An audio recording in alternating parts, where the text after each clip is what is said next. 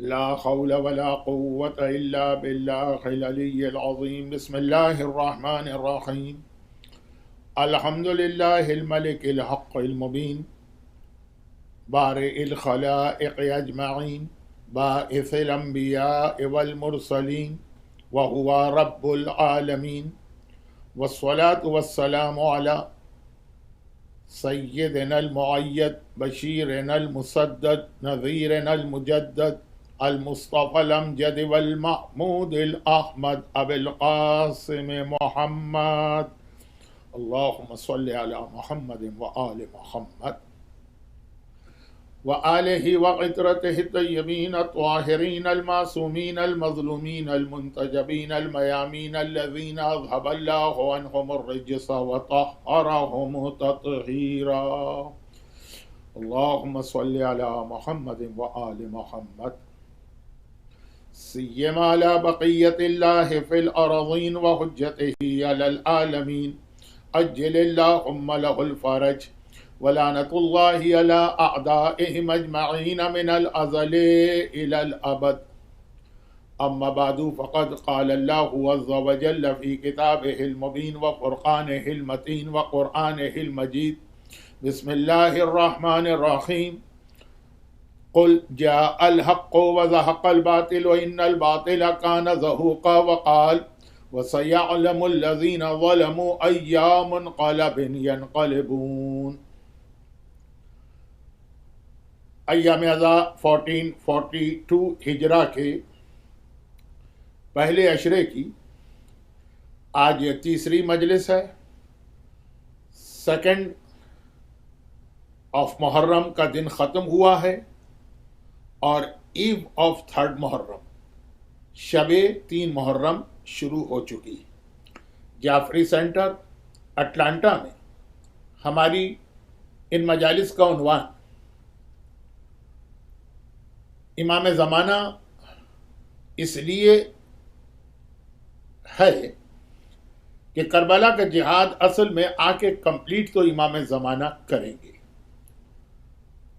اور یہی وجہ ہے کہ جب کبھی کربلا کو یاد کیا جاتا ہے تو حکم یہ ہے کہ امام کو بھی، یعنی امام زمانہ عجل اللہ تعالی ظہورہ الشریف کو بھی یاد کرو.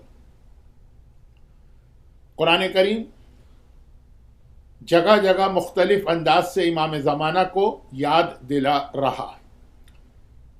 آج میں نے خطبے میں 2 آیتیں تلاوت کی ہیں. پہلی آیت کل بھی تلاوت کی گئی تھی، یہ سورہ بنی اسرائیل کی آیت ہے، اور شب معراج یہ آیت پیغمبر کو عطا کی گئی. یعنی ابھی اسلام کا بالکل ارلی سٹیج ہے، ابھی اسلام دنیا کے سامنے آنا شروع ہوا. ابھی تو میرے مولا کی ولایت کا اعلان بھی نہیں ہوا، ابھی تو امام علی علیہ السلام کی امامت بھی دنیا کے سامنے نہیں آئی، اور اسی وقت آخری امام یعنی امام زمانہ کا تذکرہ ہو رہا ہے. اس جملے کی زیادہ ڈیٹیل بات کی کسی مجلس میں آئے گی، لیکن سورہ بنی اسرائیل کی یہ آیت شب معراج نازل ہوئی ہے، اور اس میں بہت واضح طور پر تذکرہ ہے امام زمانہ کے جہاد کا. قل جاء الحق، اے حبیب کہہ دو کہ حق آ گیا، وزہق الباطل، اور باطل مٹ گیا، ختم ہو گیا، فنش. ان الباطل کان زہوقا، باطل کو تو ختم ہونا ہی ہونا تھا. امام علی علیہ السلام کی ایک حدیث ہے، للحق دولہ وللباطل جولہ. حق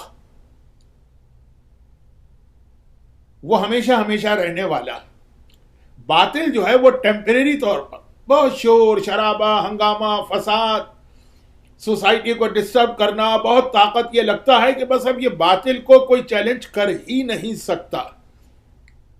لیکن وہ ایک ٹیمپریری فیز ہوتا ہے. جس طریقے سے سوڈے کی بوتل کو کھولے تو ایک جھاگ نکلتا ہے اور ختم.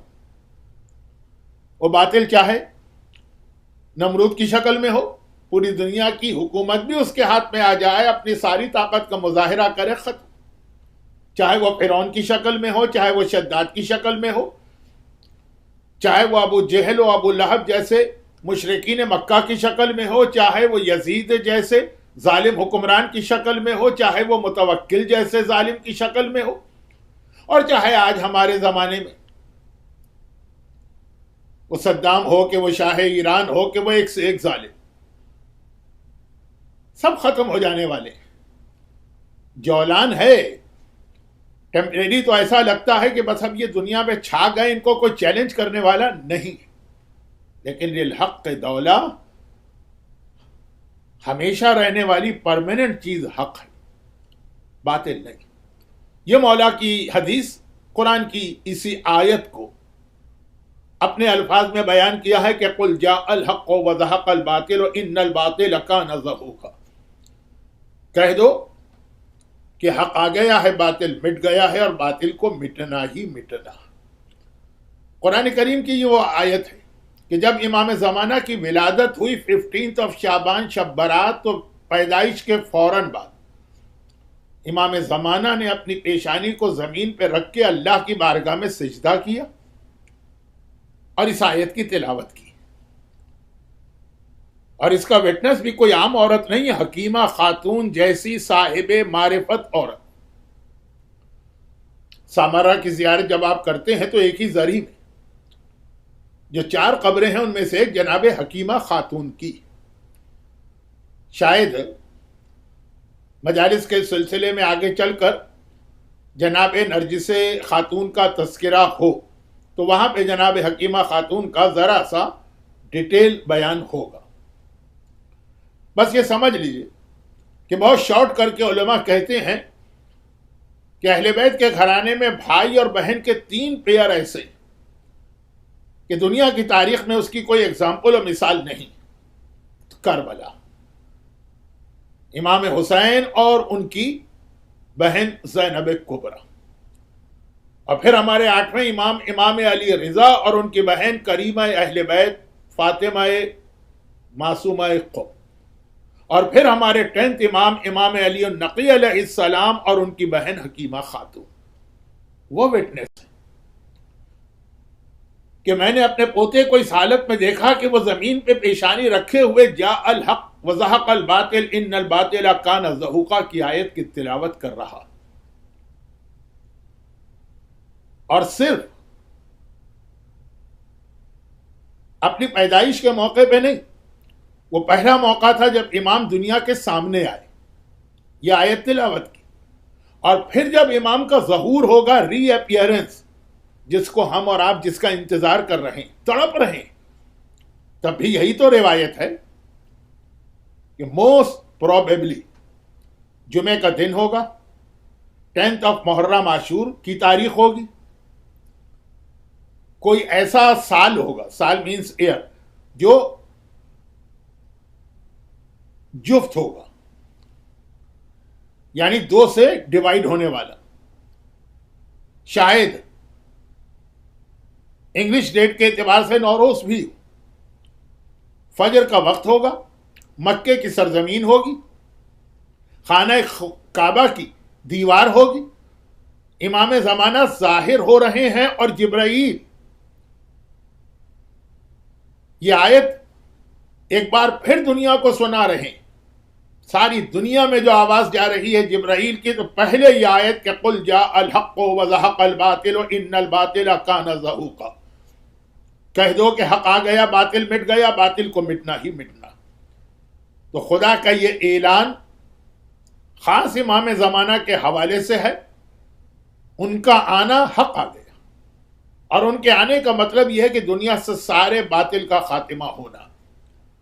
یہ آیت قرآن کی آیت، سورہ بنی اسرائیل کی آیت، شب معراج یہ آیت نازل ہوئی اور امام زمانہ کی طرف اشارہ ہو گئے، اور پھر وہ آیت جس کا کربلا سے بہت گہرا تعلق ہے، اور کربلا کا امام زمانہ سے بہت گہرا تعلق ہے، سورہ مبارکہ شعراء کی لاسٹ آیت، وَسَيَعْلَمُ الَّذِينَ ظَلَمُوا أَيَّ مُنْقَلَبٍ يَنْقَلِبُونَ۔ تمام ظالموں کو یہ میسج ملے کہ ان کا زمانہ بہت شارٹ ہے، ان قریب ظلم کرنے والوں کو پتہ چل جائے گا کہ کیسی چینج اور ریولیوشن آتا. یہ اگرچہ ورلڈ ہسٹری بار بار اس کی ایگزامپل ہمارے سامنے آتی، لیکن خاص طور پر کربلا. بلکہ روایتوں میں یہ ہے نا، آپ نے مجلسوں میں سنا ہے، جب سیدانیوں کا لٹا ہوا قافلہ کربلا سے کوفہ ہوتے ہوئے شام جا رہا تھا تو راستے میں بار بار اس آیت کی تلاوت کی. کس نے؟ ایک غیبی آواز آ رہی ہے، جو اسپیکر ہے وہ نظر نہیں آ رہا، بلکہ حلب میں عیسائی کا چرچ، اس کی دیوار پر ایک ہاتھ نے اس آیت کو لکھا. سب سے بیسٹ ایگزامپل اس آیت کی کربلا ہے کہ اے ظلم کرنے والے ظالموں، عمر سعد ہو کہ شمر، ابن زیاد ہو کہ یزید، کہاں گئی تمہاری وہ طاقت، کہاں گئی تمہاری وہ بے حیائی، کہاں گیا تمہارا وہ ایروگنس، کہاں گیا تمہارا وہ گھمنڈ. اے ظلم کرنے والوں، تم دیکھو گے کتنے جلدی چینج آ رہی. مگر کربلا کے بعد یہ آیت اگر سب سے زیادہ اس کی بیسٹ ایگزامپل ہے تو امام زمانہ کا ظہور. ظہور امام کا مطلب ہی ہے کہ دنیا سے تمام ظالموں اور ظلم کا خاتمہ. یہ خاص امام زمانہ کی ڈیوٹی ہے. چنانچہ جب راوی نے ہمارے 8th امام علی ابن موسیٰ رضا علیہ الصلاۃ والسلام سے ایک سوال کیا کہ فرزند رسول، کیا آپ ہی صاحب امر ہیں؟ ہم زیارت میں بھی پڑھتے ہیں کہ السلام علیکم یا صاحب العصر والزمان، کیا آپ ہی صاحب امر ہیں؟ 8ویں امام نے کہا یقیناً میں بھی صاحب امر ہوں، لیکن وہ صاحب امر جو دنیا سے مکمل ظلم کو ختم کر دے گا وہ میں نہیں ہوں، وہ میرا پوتا. کہ یہ ڈیوٹی اللہ نے امام زمانہ کی لگائی ہے. لیکن میں یہ بات کہہ رہا تھا کہ قرآن کریم میں یہ آیت وَسَيَعْلَمُ الَّذِينَ ایک اشارہ یہ بھی ہے امام کی طرف، اور آنے والی مجالس میں، ریمیننگ مجالس میں اور کچھ آیتوں کی تلاوت ہوگی. اب جیسا کہ میں نے یسٹرڈے کی مجلس میں عرض کیا تھا، اور قرآن کریم کی کچھ آیتوں میں بھی اس کا اشارہ. دیکھیے اللہ نے اس دنیا میں جتنے بھی نبی بھیجے ہیں اور امام، سب کا ایک ہی مقصد ہے، ظلم کا خاتمہ، عدل کا قیام. آیت بھی ہے کہ ہم نے میزان نازل کیا. میزان، اب یہ اس وقت میں اس کی تفصیل میں بھی نہیں جا رہا، ترجمہ بھی نہیں کر رہا لفظ میزان کا، آیت کی تلاوت بھی نہیں کر رہا ہوں. لیکن میزان عدل کی نشانی ہے. ترازو جسے ہم اردو میں کہتے ہیں بیلنس، جس میں 2 پلے ہوتے ہیں جو بالکل برابر کے ہو جاتے ہیں، 2 پلے، وہ عدل کی ایک نشانی ہے. تو اللہ نے انبیاء کی دنیا میں آمد کا مقصد، ائمہ کا مقصد یہ بیان کیا، ظلم کا خاتمہ، عدل کا قیام. اور یہ ذمہ داری امام زمانہ ادا کریں گے. اسی لیے امام زمانہ تمام انبیاء کے وارث ہیں، تمام انبیاء کے مقصد کو پورا کرنے والے، تمام ائمہ کے وارث، تمام ائمہ کے وارثوں کے مقصد کو پورا کرنے والے. اور اسی لیے روایت میں ایسے واقعات بھی ہیں کہ ظہور امام کے بعد امام سے یہ بھی سوال کیا جائے گا کہ آپ انبیاء کے وارث ہیں تو انبیاء کی شان دکھائیے. اب وہ تو امام کا آنا بھی، رسول خدا کا امامہ سر پہ ہوگا، حضرت موسیٰ کا عصا ہاتھ میں ہوگا، حضرت سلیمان نبی کی انگوٹھی انگلی میں ہوگی، جو بعض روایتوں میں ہے کہ اسی انگوٹھی کی وجہ سے، کی مدد سے جناب سلیمان دنیا کی تمام مخلوقات پر حکومت کرتے تھے. اس کی بحث میں اور اس کی تفصیل میں نہیں جا رہا ہوں، لیکن پھر بھی انبیاء کے یہ جو تبرکات ہیں وہ امام کے جسم پر ہونے کے باوجود کچھ لوگ آ کے یہی سوال کریں گے کہ وارث انبیاء. چنانچہ صادق آل محمد امام جعفر صادق علیہ الصلاۃ والسلام سے روایت ہے کہ ظہور امام کے بعد ایک شخص اصفہان کا رہنے والا امام کے پاس آئے گا، مجمع عام ہے، امام کا لشکر ہے، سینکڑوں وٹنس ہے، سب امام کو دیکھ رہے ہیں، اور وہ آ کر کہے گا کہ آپ انبیاء کے وارث ہیں تو حضرت ابراہیم کا معجزہ دکھائی۔ امام زمانہ آنکھ کو روشن کروائی، اور اس کے بعد پھر یا نارو کونی بردم و سلام علی ابراہیم کی آیت کی تلاوت کرتے ہوئے آگ میں تشریف لے جائیں گے، اور آگ میں کچھ دیر آرام کرنے کے بعد واپس باہر آئیں گے اور کہیں گے کہ اے سوال کرنے والے، دیکھ جو تو نے معجزہ مانگا تھا وہ میں نے دکھا دیا، لیکن ایک بات یاد رکھی، جن کے دل کالے ہوتے ہیں، سیاہ، کالے کا لفظ تو صحیح نہیں ہے اردو میں، سیاہ دل، وہ تمام دلیلیں مکمل ہونے کے بعد بھی نہیں مانتے، چنانچہ وہ دیکھے گا اور کہے گا کہ ارے واہ، آپ نے تو اتنا بڑا جادو دکھا دیا، آپ تو بہت بڑے جادوگر۔ امام نے اس کی خواہش پوری کی ہے، لیکن بجائے اس کے کہ وہ اب امام کا کلمہ پڑھے، جو تم نے مانگا امام نے دے دیا، کہیں گے تو جادو۔ امام اسی آگ کو اشارہ کریں گے اور وہ آگ یہ کہتے ہوئے اس کو جلا کے راکھ کر دے گی کہ امام کا انکار کرنے والے کی یہ سزا۔ اب پھر ایک اور مومن آ رہا ہے آذربائیجان کا، اور کہہ رہا ہے کہ آپ حضرت الیاس اللہ کے ان انبیاء میں سے ایک ہیں جو اب تک زندہ ہیں اور غائب ہیں، اور امام زمانہ کے ساتھی بنیں گے، لیکن کہتا ہے ان کا معجزہ دکھائی، میں آپ کو مان لوں گا۔ امام بس ایک مرتبہ یہ واقعہ پیش آ رہا جو بغداد اور سامرہ وغیرہ میں جو دریا بہتا ہے، دریا دجلہ، اس کے کنارے امام قرآن کی آیت کی تلاوت کرتے ہوئے دریا دجلہ کے پانی پہ اس طرح چلیں گے جیسے ہم اور آپ زمین پہ چلا کرتے۔ یہ حضرت خضر کا معجزہ بھی ہے، یہ حضرت الیاس کا معجزہ بھی، اور امام جائیں گے اور واپس آئیں گے، موزہ پہن کے جائیں گے، اور پانی کا ایک قطرہ بھی امام کے موزے تک کو گیلا نہیں کرے، لیکن وہ بھی وہی جملہ کہے گا، واہ آپ تو اتنے بڑے جادوگر بن گئے۔ اور امام پانی کو اشارہ کریں گے، وہ پانی اس آدمی کو غرق کرے گا۔ یہ 7 دن تک پانی میں اس طرح سے تڑپ رہا کہ جو قرآن کریم نے جہنم کے بارے میں کہا نا کہ ثم لا یموت فیہا ولا یحیا، جہنم وہ ہے کہ آدمی مرتا بھی نہیں، آدمی جیتا بھی نہیں، اور 7 دن کے بعد یہ مکمل ڈوبے گا، اور امام کہیں گے یہ سزا ہے اس کی کہ جو امامت کا انکار کرے۔ یہ بھی روایت ہے کہ ایک شخص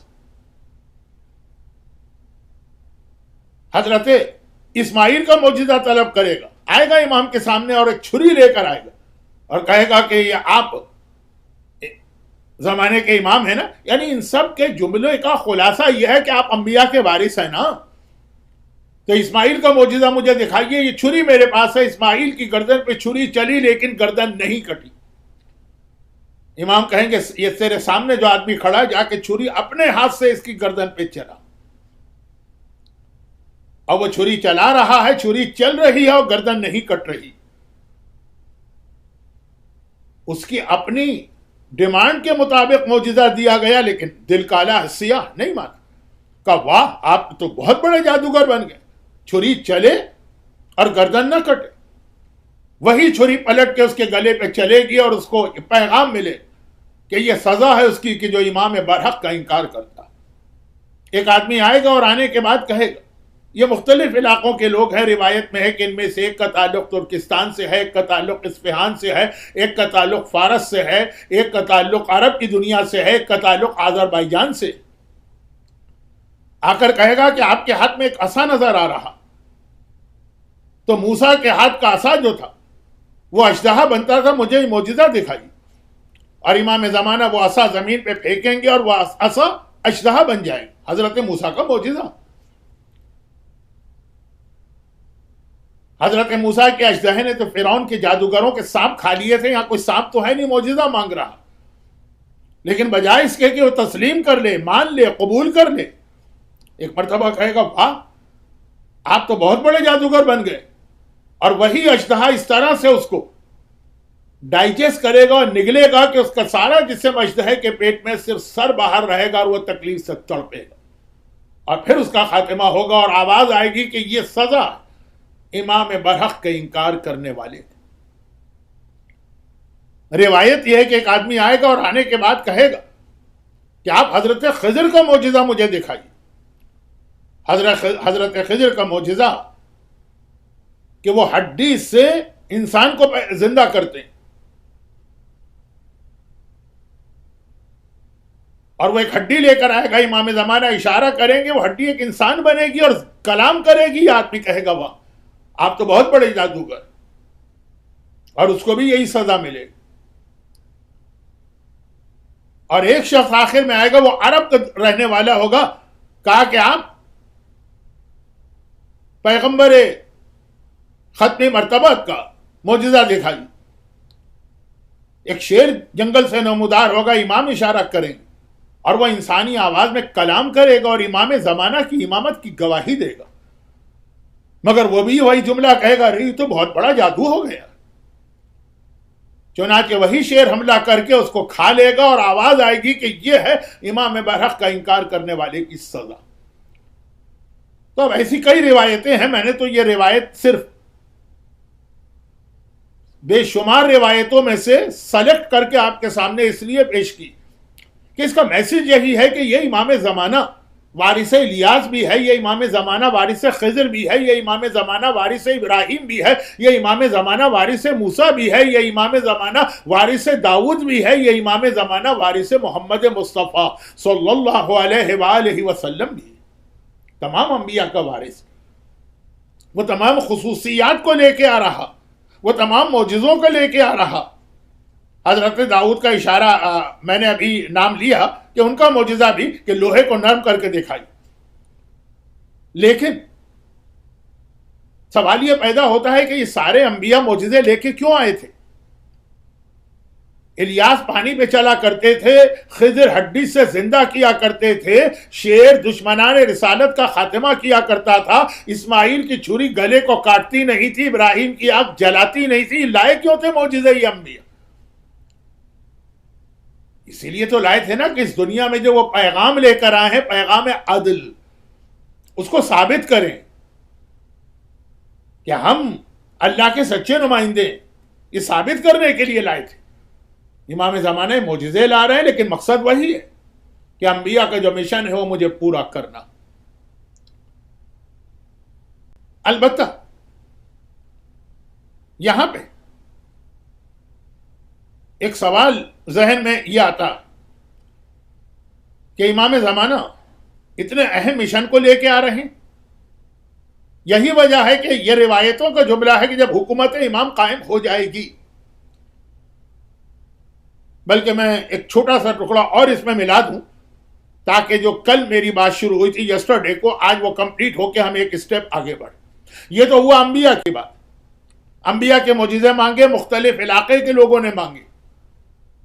ائمہ کی بات دیکھ لیجیے، ائمہ طاہرین، کائنات کی افضل ترین شخصیت بعد رسول خدا، لیکن ان میں سے بھی ہر ایک نے امام زمانہ کو یاد کیا ہے۔ یہ کہا جاتا ہے کہ جب شہزادی کونین کے پہلو پر کوڑا مارا گیا تو شہزادی کی زبان پہ امام زمانہ ہی کا نام آیا، اے میرے بیٹے مہدی کہاں؟ کربلا کے واقعے کے بعد جب مولا سجاد نے کربلا کا ذکر کیا، امام زمانہ کو یاد کیا۔ ابھی آپ بقرعید کو منا کے بیٹھے ہیں لاسٹ منتھ، اور 2 مہینے پہلے روزوں کی عید رمضان، عید الفطر۔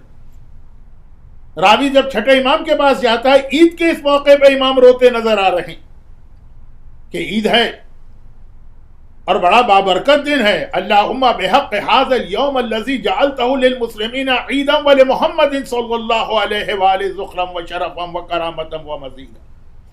واسطہ ہم دیتے ہیں، اے خدا تجھے واسطہ اس دن کا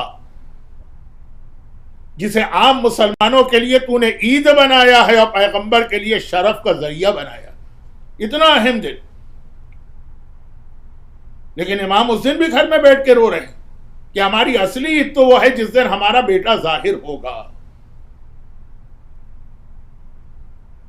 عید کی اس خوشی میں بھی غم ہے تو یہی غم ہے کہ اب تک ہمارا بیٹا کیوں نہیں آیا. 8واں امام جو ہمارے یہاں ایک طریقہ رائج ہے، یہ پبلک میں پہلی بار 8ویں امام کے ذریعے پہنچا کہ جب امام زمانہ کا نام لیا جاتا ہے 8واں امام اپنے سر پہ ہاتھ رکھ کے کھڑا ہو جاتا، سر جھکاتا. یہ سنت ہے 8واں امام یاد کر رہا. 10واں امام، مجھے یقین ہے کہ جعفری سینٹر اٹلانٹا میں جو مومنین میری مجلس سن رہے ہیں، جو مومنات میری مجلس سن رہی، آلموسٹ ان میں سے ہر ایک ایران کی زیارتیں کیے ہوئے، یا یہ کہہ دوں کہ ایران کی بھی زیارتیں آپ نے کی ہوئی. اگر آپ کے قابل احترام ریزیڈنس عالم تو حوزہ علمیہ ایران کے فارغ التحصیل ایران کی زیارتوں میں اہم ترین زیارت تو مشہد میں 8ویں امام ہیں، اور پھر قم میں معصومہ قم کریمہ اہل بیت ہیں. لیکن ہم تہران بھی جاتے ہیں، اور تہران کے قریب وہ جو پرانا ایک شہر رائے جو اب تہران کا حصہ بن گیا، وہاں بھی جاتے ہیں شاہ عبد العظیم حسنی کی زیارت کے لیے. شاہ عبد العظیم امام زادے.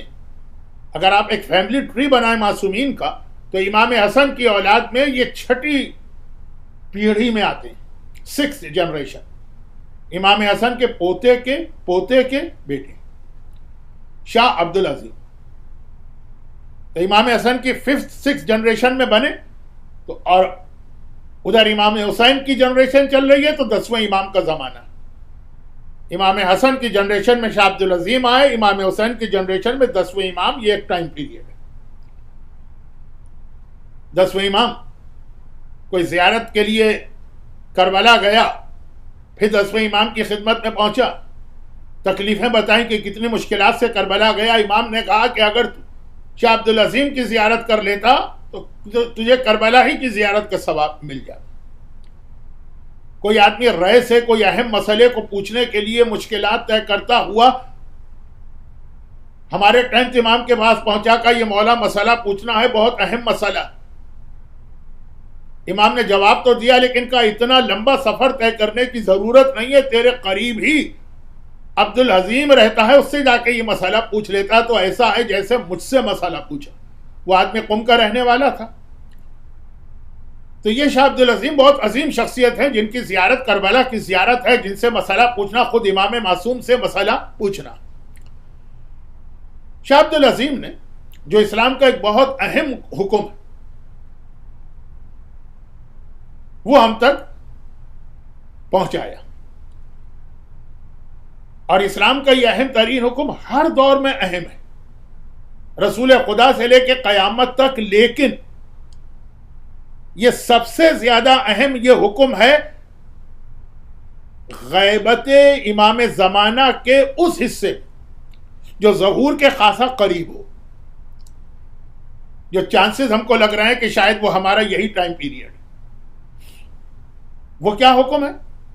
تم مومن گھر میں پیدا ہوئے، ایمان کے ساتھ پیدا ہوئے، دیٹس ناٹ اینف. موت جب آئے تو ایمان تمہارا باقی رہنا چاہیے. کتنے ہی ایسے ہیں کہ پیدا مومن ہوتے ہیں اور مرتے وقت ان کا ایمان ختم ہو جاتا. اور اسی لیے ہمارے یہاں ہمیشہ سے شب جمعہ دعائے عدیلہ پڑھی جاتی، عدیلہ جو ہمیں حق سے عدول کرنے سے روکتی، یعنی ہم حق کو چھوڑتے نہیں. اسی لیے ہمارے یہاں آلموسٹ ہر فرض نماز کے بعد رضیت باللہ ربن کی دعا پڑھی جاتی. یہ دعا عدیلہ ہے. لیکن آخری زمانے کے مومن کے لیے کہا گیا اس میں تم اور زیادہ احتیاط کرو، کیونکہ آخری زمانے میں تو ایمان اس طرح جائے گا کہ صبح کا مومن شام کو مومن نہیں رہے گا، شام کا مومن نیکسٹ مارننگ کو مومن نہیں رہے گا. صبح شام ایمان جائے گا. تو آخری زمانے والے کے لیے دعائے عدیلہ کی اہمیت بہت زیادہ، اور بہت مختصر دعا اسلام نے بتائی کہ چلو اور کوئی نہ صحیح تو یا مقلب القلوب ثبت قلبی علی دینک۔ ابھی میں نے تذکرہ کیا چوتھے امام کا کہ وہ بھی امام زمانہ کو یاد کرتے ہیں، تو وہ پوری حدیث سن ہی لیجئے۔ کربلا، اگرچہ مجھے پتا ہے کہ کسی مومن کو یہ بات عجیب نہیں لگے گی کہ میں کربلا کی تاریخوں میں امام زمانہ کا ذکر کر رہا ہوں، لیکن پھر بھی ہو سکتا ہے کہیں شک پیدا ہو جائے، تو میں ہر مجلس میں کچھ نہ کچھ اشارے کر رہا ہوں کہ what is the connection and relation between Karbala and امام زمانہ۔ کربلا کا واقعہ ختم ہو گیا، یعنی ختم سے مطلب ہے کہ ظاہری اعتبار سے اہل بیت واپس پلٹ کے مدینے آ گئے۔ جو بیویاں تھیں within 10 ایئر یا اس سے بھی لیس دین 10 ایئر تقریباً ہر ایک کی وفات ہو گئی، چاہے وہ جناب زینب کبریٰ سلام اللہ علیہا ہوں، چاہے وہ جناب ام کلثوم ہوں، چاہے وہ جناب رباب ہوں، چاہے وہ ام لیلہ ہوں، اور چاہے وہ ام فروہ ہوں۔ مگر چوتھے امام کربلا کے بعد 35 ایئرس 35 سال مزید رہے۔ 35 سال کا مطلب یہ کہ آلموسٹ 2 جنریشن نئی چوتھے امام کے سامنے آ گئی، جو کربلا کے وقت یہ تو پیدا ہی نہیں ہوئے تھے۔ دیکھیں جس سال کربلا کا واقعہ ہوا، جو بچہ اس سال پیدا ہوا ہو آفٹر کربلا، وہ امام ہی کے لائف میں 30 سال 35 سال 34 سال کا ہو گئے۔ اور یا پھر ایسے لوگ تھے جو کربلا کے وقت بہت چھوٹے تھے، 4 سال 5 سال 10 سال کے بچے، وہ امام کے سامنے تو آلموسٹ 50 کے قریب پہنچ گئے۔ تو یہ وہ میں نے اگزامپل دی جو کربلا میں جا ہی نہیں سکتے تھے، جو پیدا ہی نہیں ہوا کربلا کیسے جائے؟ جو 2 سال 4 سال کا بچہ ہے وہ کربلا کیسے جائے؟ تو یہ لوگ جو کربلا کے جسٹ آفٹر پیدا ہوئے اور چوتھے امام کی زندگی ہی میں جوان ہو گئے، چوتھے امام کربلا کے وارث ہیں۔ اب ان کو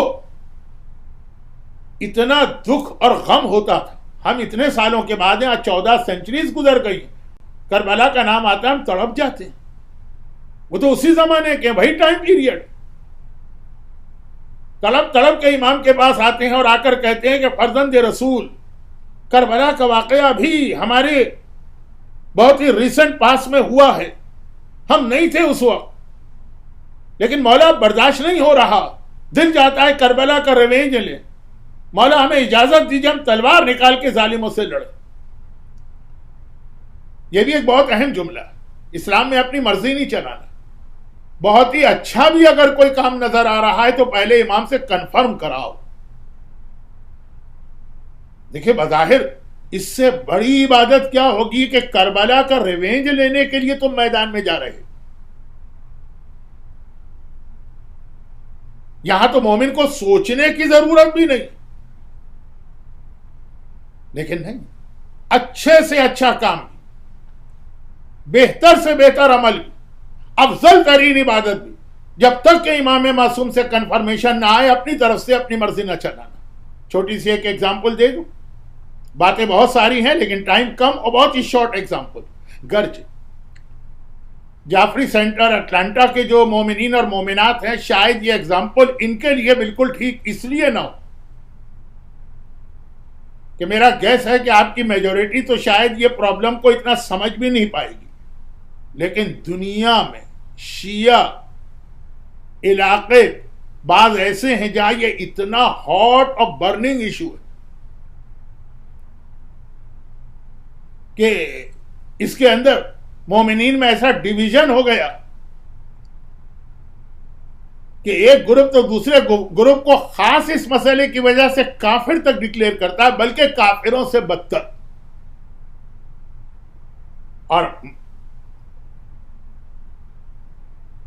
مسئلہ ایسا سینسیٹیو ہے کہ خالی کافر ہی نہیں کہتے، سیدھی ماں کی گالی دے کے پاک اور پاکیزہ سیدانیوں تک پر تہمت لگا دیتے ہیں۔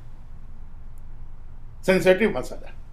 اور وہ کیا کہ کیا نماز کے تشہد میں جب ہم اشہد ان لا الہ الا اللہ وحدہ لا شریک لہ واشہد ان محمدا عبدہ ورسولہ کہتے ہیں، دو گواہیاں ہم نے دی اللہ کی اور رسول کی، تو یہ دونوں گواہیاں مکمل نہیں ہیں جب تک کہ ساتھ میں میرے مولا کی ولایت کی گواہی بھی نہ ہو جو غدیر قم میں واجب کی گئی۔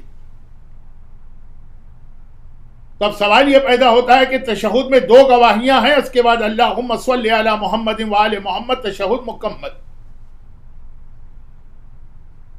کتنے ایسے لوگ ہیں، بلکہ انڈیا اور پاکستان کے کتنے ایسے علاقے ہیں جہاں وہ کہتے ہیں کہ یہ غلط تشہد ہے، اس کے اندر اشہد ان محمد عبدہ ورسولہ کے بعد اشہد ان علی امیر المومنین ووصی رسول اللہ وخلیفتہ بلا فصل، یہ بھی ہونا چاہیے۔ اور چونکہ جو نماز معصومین نے ہم کو بتائی، جو نماز تمام مجتہدین کی کتابوں میں ہے، اس میں یہ جملہ نہیں، تو وہ اس نماز کو نہیں مانتے، وہ ان مجتہدین اور مراجع کو نہیں مانتے۔ کہتے جو علی کی ولایت کا انکار کر رہا ہے تو وہ تو مومن چھوڑو مسلمان بھی نہیں،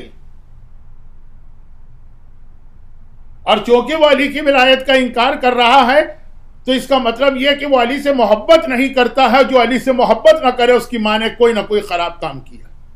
بات کہاں سے کہاں پہنچا دی؟ تشہد میں یہ جملہ نہیں کہنا ہے، یہی فتویٰ ہے نا، ولایت کا انکار تو نہیں۔ یہ تو کسی نے نہیں کہا کہ علی کی ولایت کو نہ مانو، یہ تو کسی نے نہیں کہا کہ علی سے محبت نہ کرو۔ یہی مراجع اور مجتہدین ہیں جو کہتے ہیں کلمے کا جز ہے علی کی ولایت، اس کے بغیر کلمہ انکمپلیٹ۔ یہی مجتہدین اور مراجع ہیں جو کہتے ہیں کہ اذان میں علی کی ولایت کی گواہی دو۔ تو اگر ایسا ہی ولایت کا انکار تھا تو کلمے سے بھی نکال دیتے، اذان میں بھی منع کر دیتے۔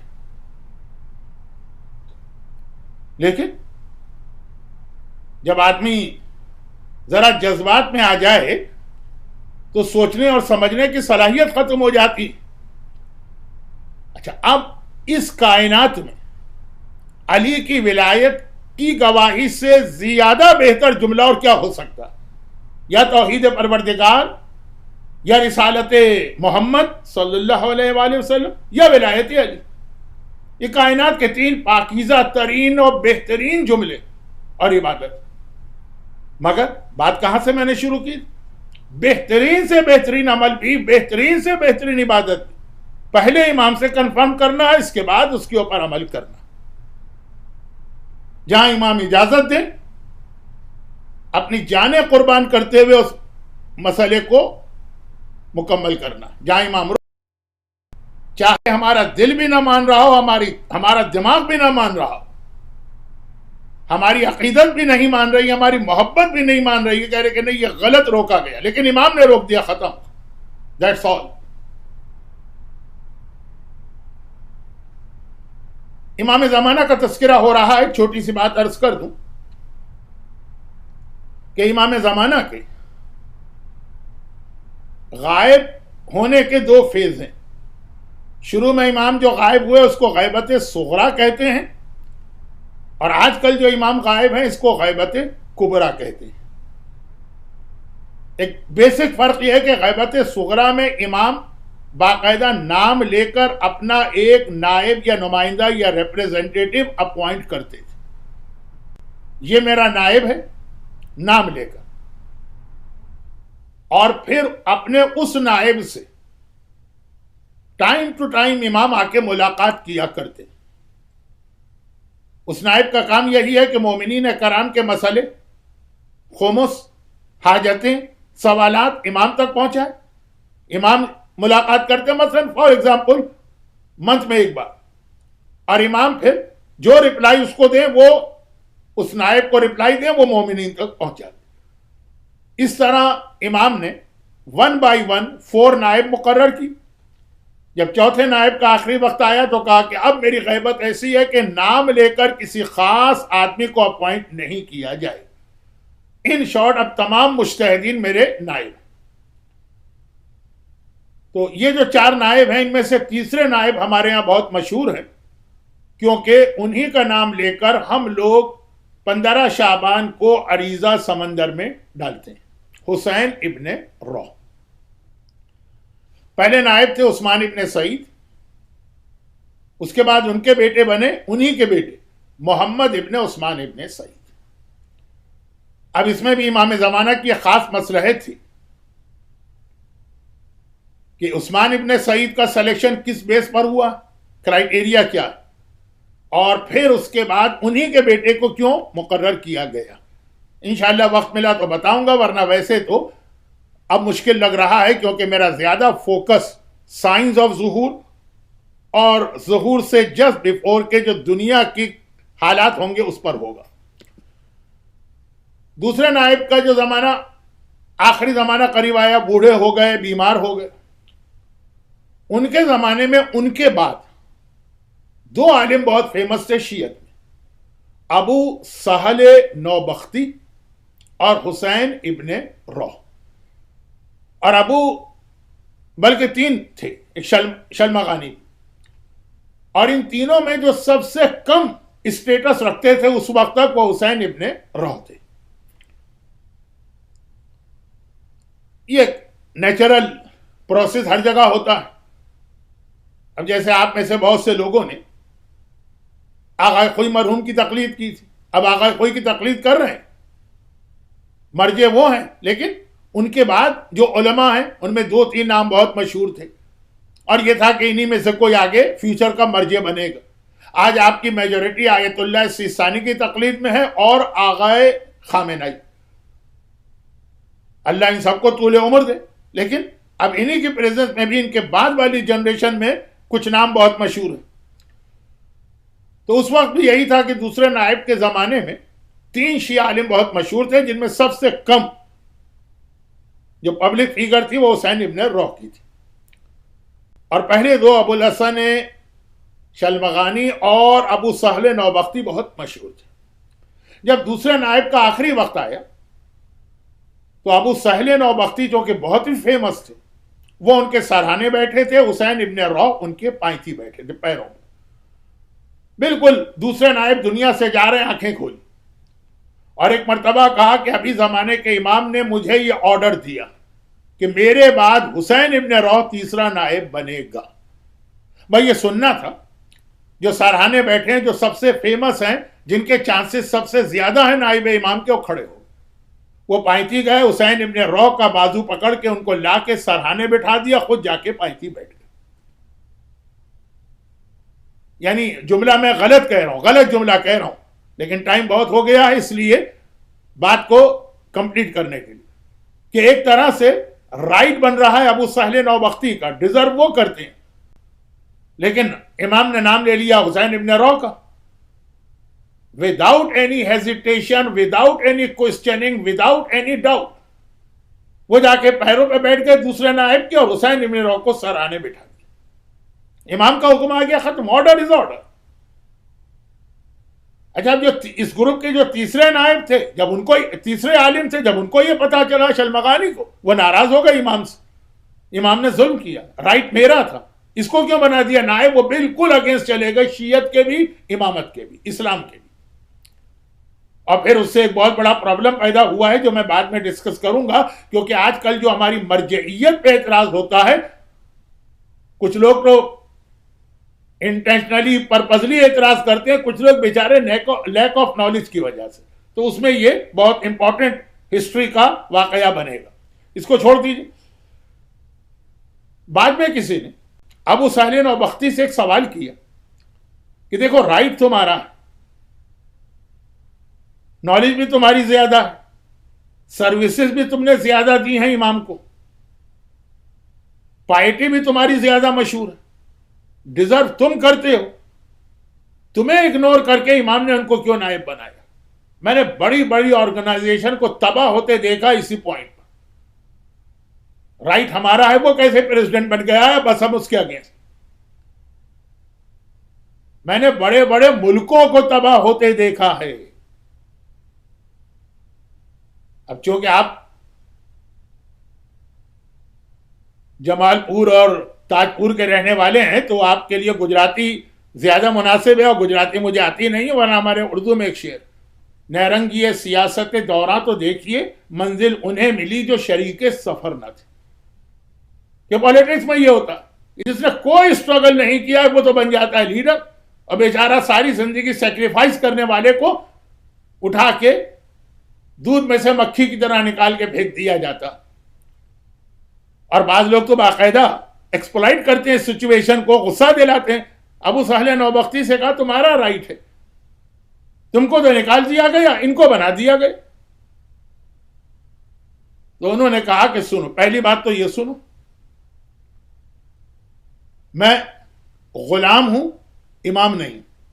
غلام کا کام ہے کہ جو آقا کہے آنکھیں بند کر کے مانے. سوال کرنا، وائی، کوسچننگ، فلسفی، لاجک کے غلام کا کام نہیں ہوتا. امام نے کہہ دیا وہ کافی ہے، میرے دل میں بھی نہیں آنا چاہیے کہ ایسا کیوں ہوا. اور دوسری بات، ایک فرق ہے مجھ میں اور حسین ابن روح میں.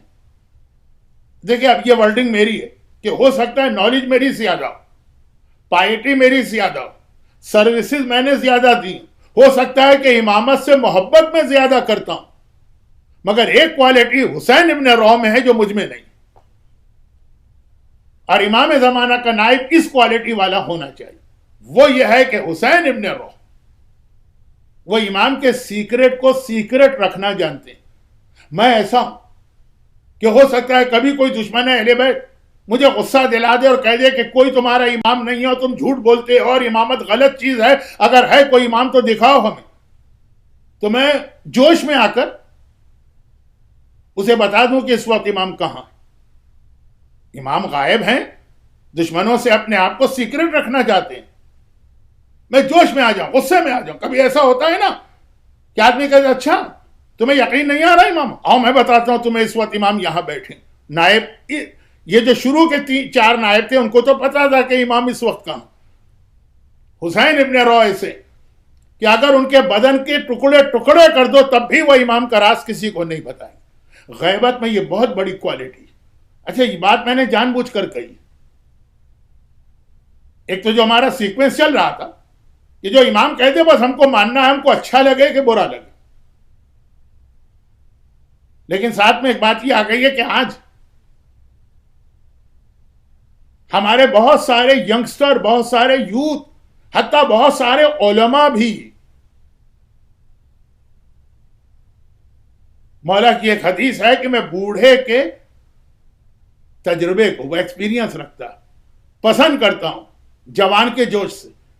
بہت سارے علماء جو حوزے سے پڑھ کے آئیں، علم میں مجھ سے زیادہ ہیں، لیکن بہرحال یہ میری داڑھی سفید ہوئی ہے، دھوپ میں تو نہیں، دین کی خدمت کرتے ہوئے بہت سارے میں نے زمانے دیکھے. ایک تجربہ، آج کا زمانہ ایسا ہی، دشمنان اہل بیت ہم کو جوش دلا دلا کر ایسے سبجیکٹ اور ٹاپک پر ہم کو لے کے آ رہے ہیں کہ جس کا نقصان اسلام ہی کو پہنچ رہا ہے. دشمنان اہل بیت کے لیے تو کوئی فرق نہیں پڑتا. یہ یوٹیوب ایسے کلپ سے بھری پڑی. ہمارے کسی جوان عالم کو جوش دلایا اور اس نے ایک مرتبہ کتابیں کھول کھول کے وہ سارے آرگومنٹ شروع کر دیے جو اس ٹائم پر جب ساری دنیا اسلام کا خاتمہ کرنا چاہ رہی ہے، اس ٹائم پہ وہ ٹاپک چھیڑنے کی ضرورت نہیں. وہ خود سے نہیں چھیڑتے یہ علماء، ان کو ایکسپلائٹ کیا جاتا ہے، ان کو غصہ دلایا جاتا ہے. فیس بک پہ چلے جائیے آپ، واٹس ایپ کے گروپ پہ چلے جائیے، یوٹیوب پہ چلے جائیے، ہم جواب دے رہے ہیں، ہم انیشیٹو نہیں دے رہے، ہم اٹیک نہیں کر رہے. اٹیک ہم پر ہو رہا مگر ہم سے برداشت نہیں ہو رہا. ہمارے مولا کی شان میں گستاخی کی جائے، شہزادی کونین کی شان میں گستاخی کی جائے، ہم سے برداشت نہیں ہوتا، ہم جواب دیتے ہیں. اور غیبت میں مومن کی سب سے بڑی ذمہ داری ہے وہ صبر، کہ جس کے بعد جس وقت جو عمل امام چاہے صرف وہی کام کرو. دیکھیں میں اس گروپ کی بات نہیں کر رہا جو یوٹیوب کو اس وقت بہترین سورس آف انکم سمجھ رہا. میں کتنے ہی لوگوں کو جانتا ہوں، حتیٰ بعض صاحبان علم کو بھی. اپنے بزنس بند کیا، اپنے جاب چھوڑے، اپنے کام چھوڑے، بس وہ یہی آ کے یوٹیوب پہ بیٹھ گئے، جتنے زیادہ ان کے فالوور ہیں، جتنے زیادہ کلک کرنے والے ہیں، اتنے ان کے ڈالر بن رہے ہیں۔ ان کا تو فائدہ اسی میں ہے کہ زیادہ سے زیادہ ایسے سبجیکٹ زیر بحث آئیں جو اختلافی ہوں تو زیادہ لوگ دیکھیں گے، لیکن میں ان کی بات کر رہا ہوں جو بالکل سنسیئر ہے، جو دین کو سروس دینا چاہ رہے ہیں، جو محبت اہل بیت کی وجہ سے تڑپ اٹھتے ہیں جب کسی معصوم کی شان میں کوئی گستاخی کرتا، جن کے پاس ایک اعتراض کے 500 جواب موجود ہیں۔ لیکن سوال یہ ہے کہ امام اس وقت ہم سے کیا چاہتے ہیں؟ یہ ایک بہت لمبا سبجیکٹ ہے، لیکن چونکہ حسین ابن روح آج بھی اتنے قابل احترام ہے کہ جب ہم سمندر میں عریضہ خدمت امام میں پہنچاتے ہیں تو کسی اور کا نام نہیں لیتے، حسین ابن روح کا نام لیتے۔ ان کی سب سے بڑی کوالٹی ہے۔ چوتھے امام نے کہا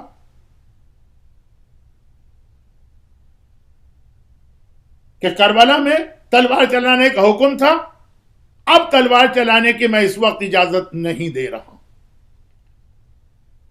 کچھ لوگوں کو اجازت دی لیکن ہر ایک کو نہیں، مختار ہیں، زید ہیں، لیکن ہر ایک کو نہیں۔ صبر کرو جیسے ہم صبر کر رہے ہیں۔ اب یہ لوگ، یہ بچے، یہ جوان جو کربلا کے وقت پیدا بھی نہیں ہوئے تھے، بعد میں پیدا ہوئے، تڑپ کے کہتے ہیں مولا یہ مظالم ہم سنتے ہم سے برداشت نہیں ہو رہا، کیا اس کا کوئی ریونج نہیں لے گا؟ کہا ہاں میرا بیٹا یہ ریونج لے گا، وہ آئے گا، اس کے بعد دیکھنا ہر ظالم کو سزا ملے گی۔ تو مولا وہ کب آئے گا؟ کہا یہ اللہ کا راز ہے، اللہ جانتا ہے، بس دعا کرو وہ جلدی آ جائے تاکہ کربلا کا ریونج جلدی لیا جائے۔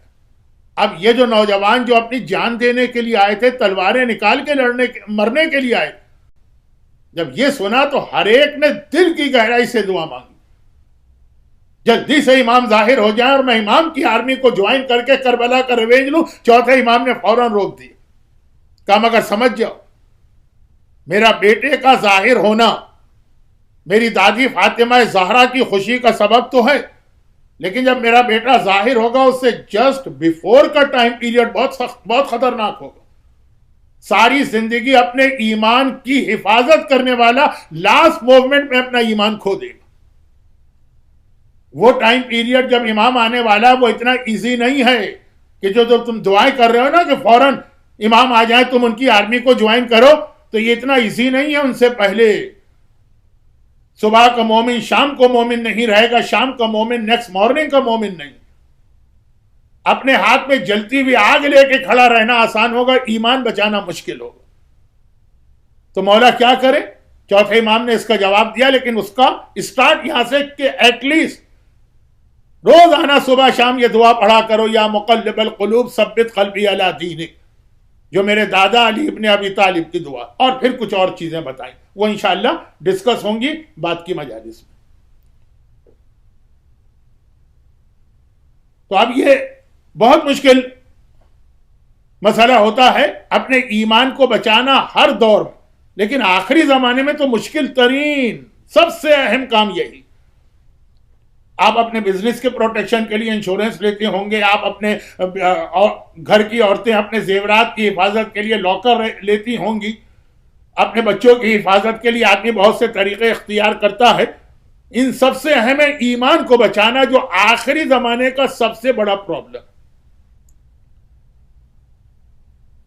جیسے آج کل کورونا پھیل گیا ہے تو ہر آدمی کورونا کی وجہ سے زیادہ پریشان ہے، آخری زمانے میں ایمان کا کورونا پھیلے گا، ایمان کو افیکٹ کرنے والا۔ تو اپنے ایمان کی حفاظت بہت ضروری ہے۔ شاہ عبدالعظیم حسنی 10th امام کے پاس گئے اور کہا کہ مولا میں چاہتا ہوں کہ جو میرا ایمان ہے وہ کمپلیٹلی آپ کو بتا دوں، تاکہ آپ یہ بتا دیں کہ یہ صحیح ہے، اس میں کوئی چیز میں نے ایڈ تو نہیں کی ہے، یا اس میں سے کوئی امپورٹنٹ چیز میں نے ڈیلیٹ تو نہیں کی ہے۔ یہ کون کہہ رہا ہے؟ جو سید زادہ ہے، جو اولاد فاطمہ ہے، جو اماموں کا صحابی ہے، جو اتنا بڑا عالم ہے کہ 10واں امام لوگوں کو ڈائیورٹ کر رہا ہے کہ میرے پاس آنے کی ضرورت نہیں، وہاں جاؤ۔ وہ اتنا پریشان ہے کہ جو میں نے عقیدے میرے پاس ہیں یہ صحیح عقیدے۔ ہمارے ہاں تو آج کل ہوم میڈ عقیدے لوگ اسلام میں ملا دیتے ہیں، بات بہت لمبی ہے۔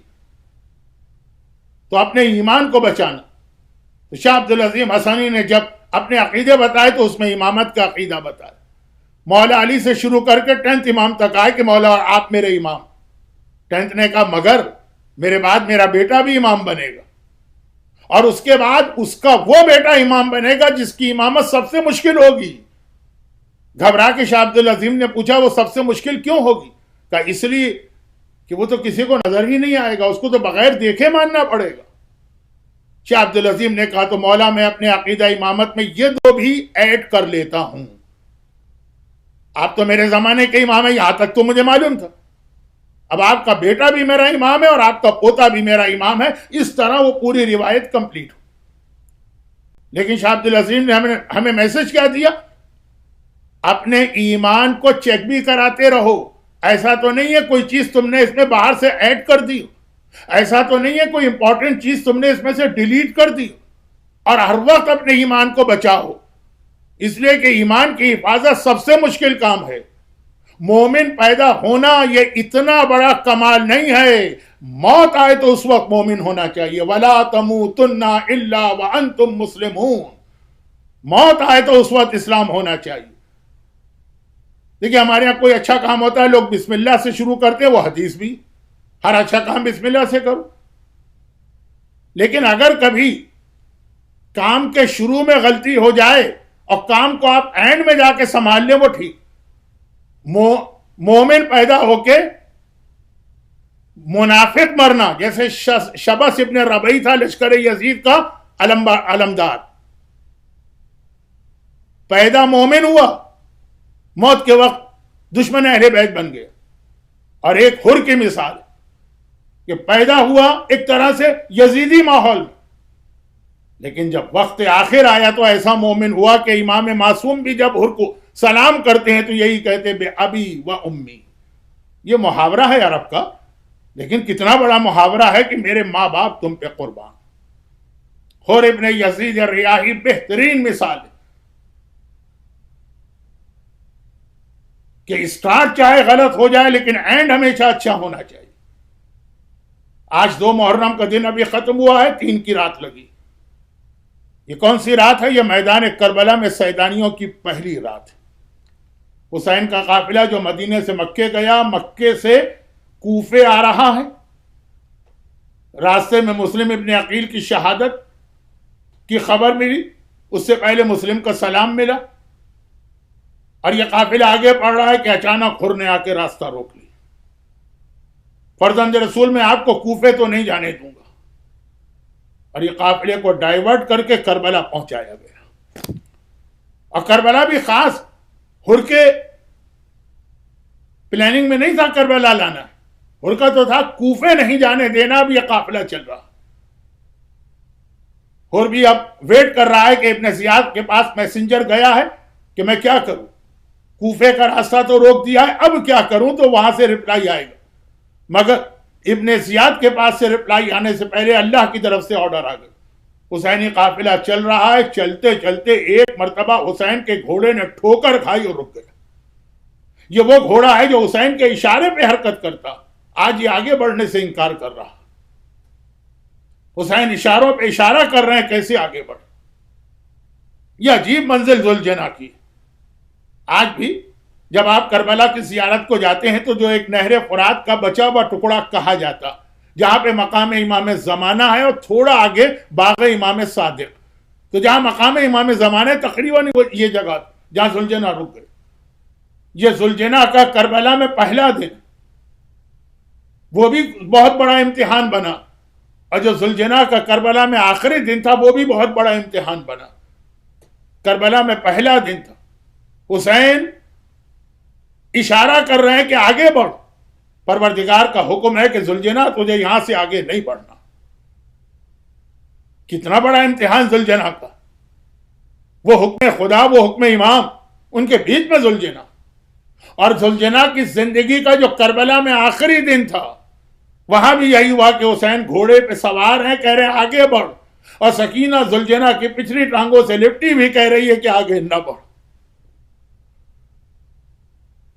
لیکن آج تو پہلا دن, 2 محرم سورج ڈوبنے کے قریب ایک مرتبہ یہ قافلہ رک گیا, کیونکہ ذوالجناح رک گیا. حسین نے کہا بعد سواری کا جانور بدلو, شاید یہ تھک گیا.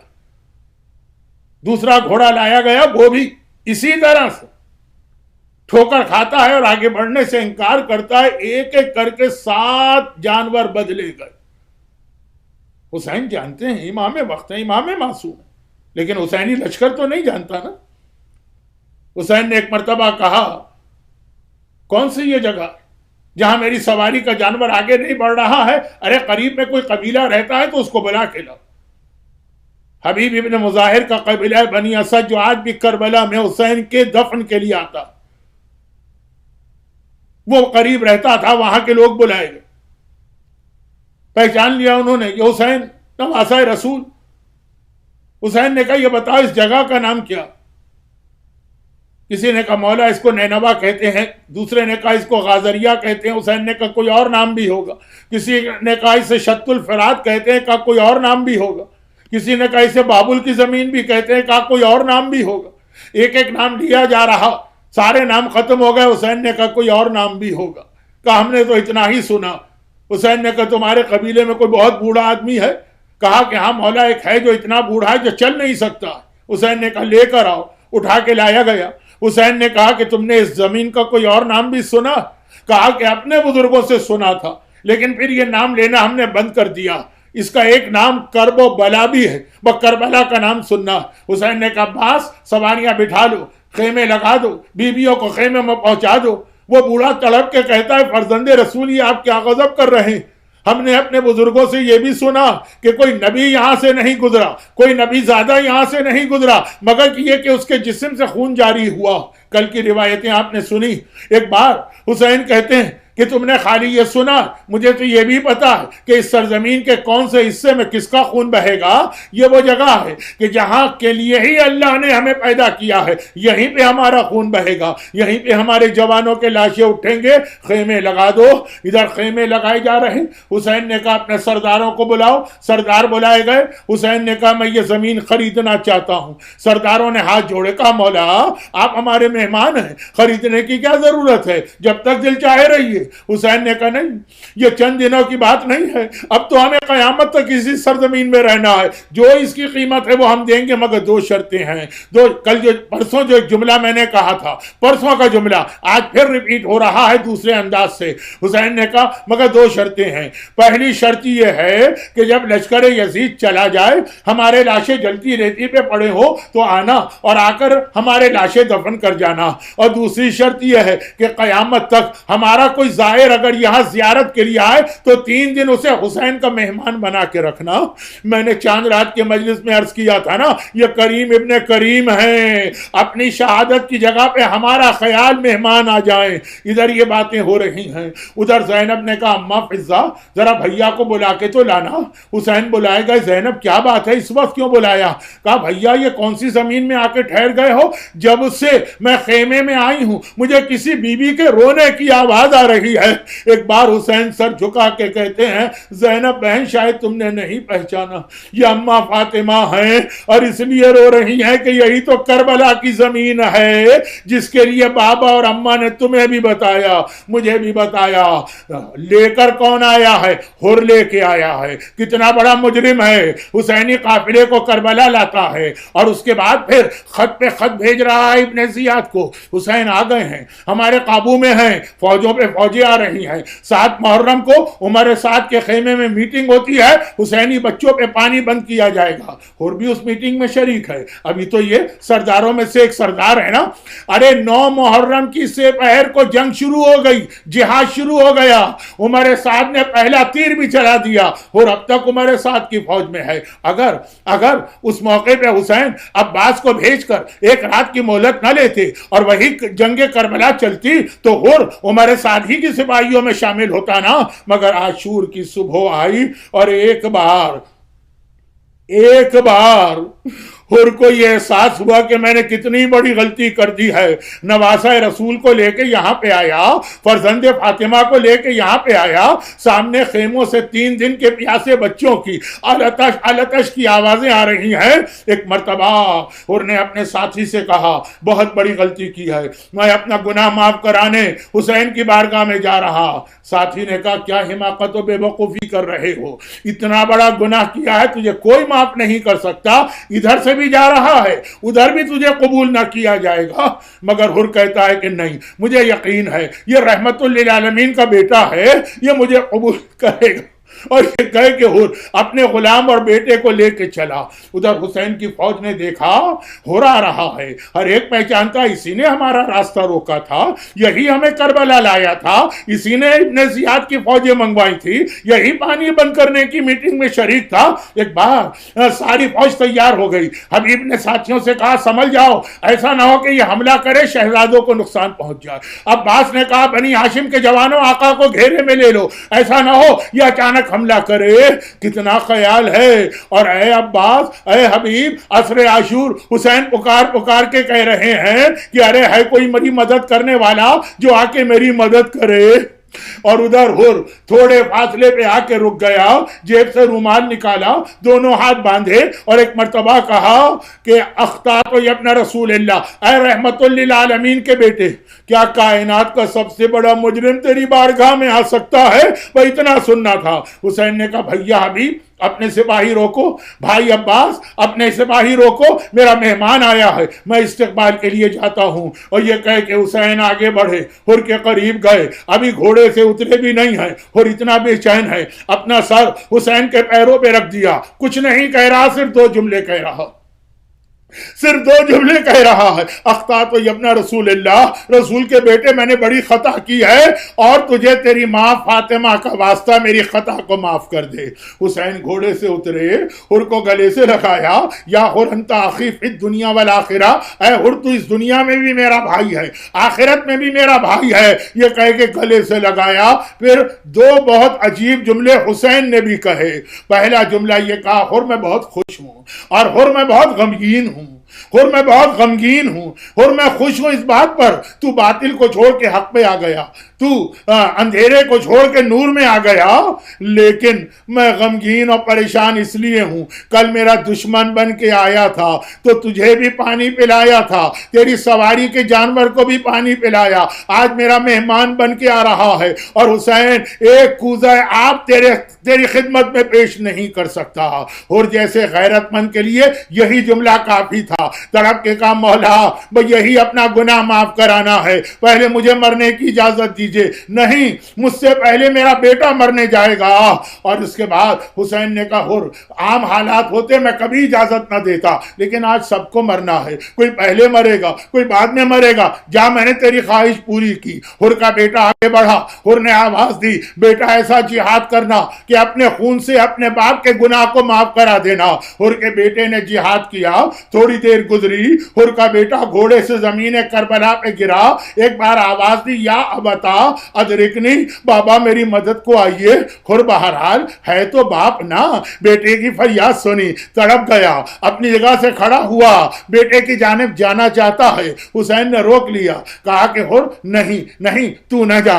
ایک بار حر کہتا ہے مولا بس اتنی اجازت دیجئے بیٹے کے سرانے پہنچ جاؤں. کہ ٹھہر جا, رک جا, تو میرا مہمان ہے, آرام کر, میں تیرے بیٹے کو لے کے آتا ہوں. اور سن حر ایک بات کو یاد رکھ, بوڑھے باپ کبھی جوان کے لاشوں پہ نہیں جاتے ہیں, بوڑھے باپ کبھی جوان کا لاشا نہیں اٹھاتے ہیں. یہ کہہ کے حر کو بٹھا دیا. میں میرا آخری جملہ مولا جب حر کا جوان بیٹا گھوڑے سے گرا تو بوڑھے باپ کو یہ کہہ کے روک دیا گیا, اور جب آپ کا علی اکبر گھوڑے سے زمین کربلا پہ گرا تو کس طرح سے یہ بوڑھا باپ 18 سال کے شبیہ رسول خدا اکبر کا لاشا اٹھا کے لایا ہوگا.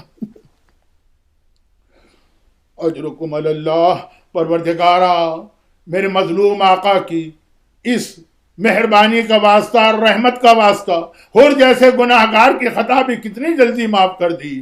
ہم میں سے جتنے بھی صاحبان ایمان ہیں, مجھے ہم سب کو حسین مظلوم کی یہ رحمت عطا فرما, ہمیں دنیا اور آخرت کی ہر پریشانی سے محفوظ فرما, غم حسین کے سوا ہمیں ہر غم سے نجات دلا. خداوندہ دنیا کے موجودہ حالات میں دنیا کے تمام انسانوں کو اس کورونا ڈیزیز اور تمام پریشانیوں سے محفوظ فرما. پروردگارا ہمیں بھی حر کی طرح سے جذبہ عطا فرما کہ اگر دین اور اہل بیت کو ضرورت ہو اپنے ہاتھ سے اپنے جوان کو پہلے قربان کریں. خداوندہ ہمارے تمام مرحومین کی مغفرت فرما, اور جو مومنین کسی بھی پریشانی میں مبتلا ہے مشکل کشا کا واسطہ ان کی مشکل کشائی فرما، اور ان مظالم کے انتقام کے لیے اپنی آخری حجت امام زمانہ کے ظہور میں تعجیل فرما، اور غیبت میں ہمیں اپنی ذمہ داری ادا کر کے بعد ظہور امام کی فوج کا سپاہی بننے کی توفیق عطا فرما۔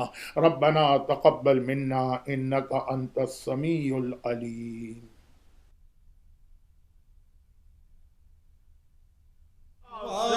باسا باسا یا باس باسا باسا یا باس، لب پر تھی زینب کی فغائیں یا باس باسا باسا یا باس، چھنتی ہے دکھیوں کی ردائیں یا عباس باسا یا عباس باسا یا عباس باسا یا عباس، اے میرے غازی اے میرے یاور راجاؤ، دریا سے عباس دلاور آ جاؤ، اے میرے غازی اے میرے یاور آ جاؤ، دریا سے عباس دلاور آ جاؤ، سہ نہیں سکتے اور زفائے یا عباس باسا یا عباس باسا یا عباس، لاش جوار سچما ہے کی تربت پر، مقتل میں اب اہل حرم کی غربت پر، لاش جوار سچما ہے کی تربت پر، مقتل میں اب اہل حرم کی غربت پر، پھیلی ہے ہر سمت فضائے یا عباس باسا یا عباس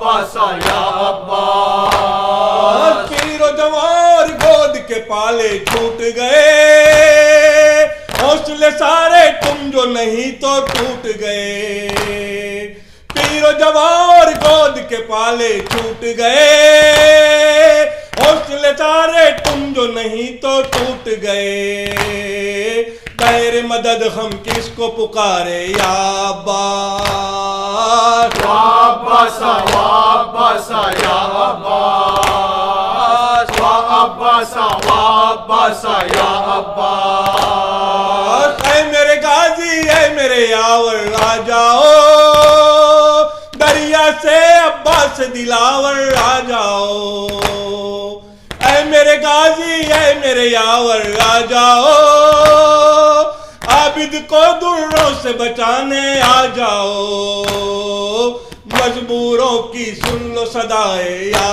عباس باسا یا عباس باسا یا عباس، تیرا کرم رہتا ہے سدا غم خاروں پر، کہہ دے رجا شبیر کے ماتم داروں پر، تیرا کرم رہتا ہے سدا غم خاروں پر، کہہ دے رجا شبیر کے ماتم داروں پر، سایہ فگن ہے تیری وفائے یا عباس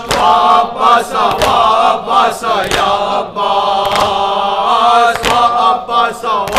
باسا یا عباس، لب پر تھی زینب کی فغائیں یا عباس باسا یا عباس، چھنتی ہے دکھیوں کی ردائیں یا عباس باسا یا عباس، حاتمی صدائے ہے جس طرف نظر ڈالے قافلے ہزاروں ہے یا حسین یا حسین یا حسین یا حسین یا حسین یا حسین یا حسین یا حسین، قافلوں کے سینوں میں درد کے سفینوں میں اشک خون کے دارے دور تک علم سارے یا حسین یا حسین یا حسین یا حسین یا حسین حسین یا حسین یا حسین یا حسین. یہ کروڑا انسان دیکھ تو علی کی جان تیرا غم میں ہے گڑیاں.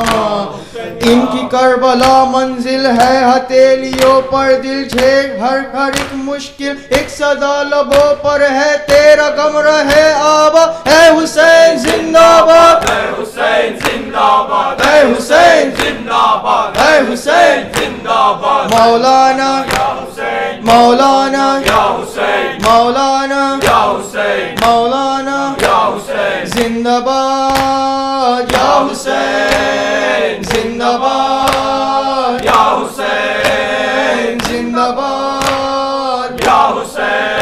اے زندہ باد عرش کربلا. مولانا یا حسین مولانا یا حسین مولانا یا حسین مولانا یا حسین. دین حق کا پاسباں رسول حق کا ترجمان حسینیت کا صاحباں محبتوں کا آشیاں. تو نبی کا زیب و زین ہے تو علی کا نور عین ہے فاطمہ کا دل کا چین ہے. لا الہ یا حسین دی بنا یا حسین زندہ باد یا حسین زندہ باد یا حسین. زندہ باد عرش کربلا. مولانا یا حسین مولانا یا حسین مولانا یا حسین مولانا یا حسین. سلام شاہ کربلا. تو ارادہ خدا بڑا بلند حوصلہ نہیں حسین دوسرا. کبھی کہیں نہ تیرا سر جھکا بلند تھا بلند یہ سر رہا. حسین عزتوں کا بادشاہ مرحبا یا حسین چھا گیا یا حسین زندہ باد یا حسین زندہ باد یا حسین. زندہ باد عرش کربلا. مولانا یا حسین مولانا یا حسین مولانا یا حسین مولانا یا حسین. پکار اہل قافلہ. حسین نے جو یہ کہا سفر ہے اب یہ موت کا. ہر ایک رفیق بول اٹھا نہیں ہے کوئی موت کا خطر.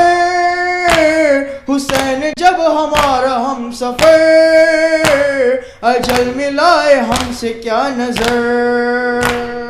رہنما یا حسین پیشوا یا حسین زندہ باد یا حسین زندہ باد یا حسین. زندہ باد عرش کربلا. مولانا یا حسین مولانا یا حسین مولانا یا حسین مولانا یا حسین یا حسین یا حسین یا حسین. کارواں کارواں کارواں کارواں کارواں کارواں یثرب سے سوئے کربلا. ایک کارواں رخصت ہوا سر پہ علم سایہ فگن. غازی کی آتی ہے صدا پہلا سفر زینب کا ہے سنسانی کر دو راستہ. کارواں کارواں عباس میرے کارواں کارواں کارواں عباس میرے کارواں. کیا شان ہے کیا دبدبا کیا لوگ ہے قرآن ماں. صلی اللہ آیات کا مشق و علم ان کا نشاں عباس میر کارواں عباس میر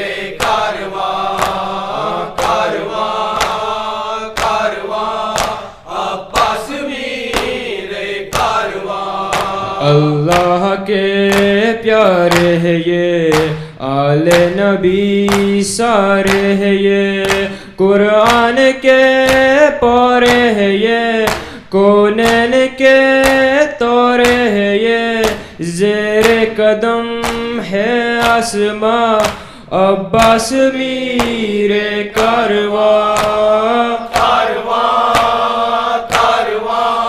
عباس میر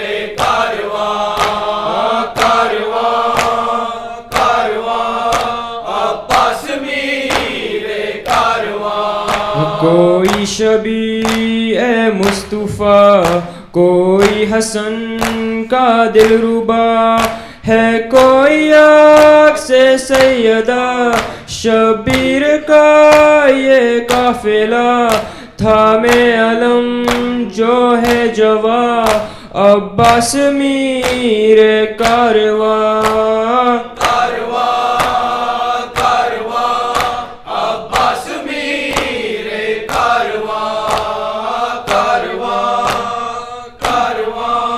عباس میر لو آ گیا اس کا علم غازی جسے کہتے ہیں ہم کہتے چلو یہ دم بدم عباس میر لشکرم باب الحوائج مہرباں عباس میر کارواں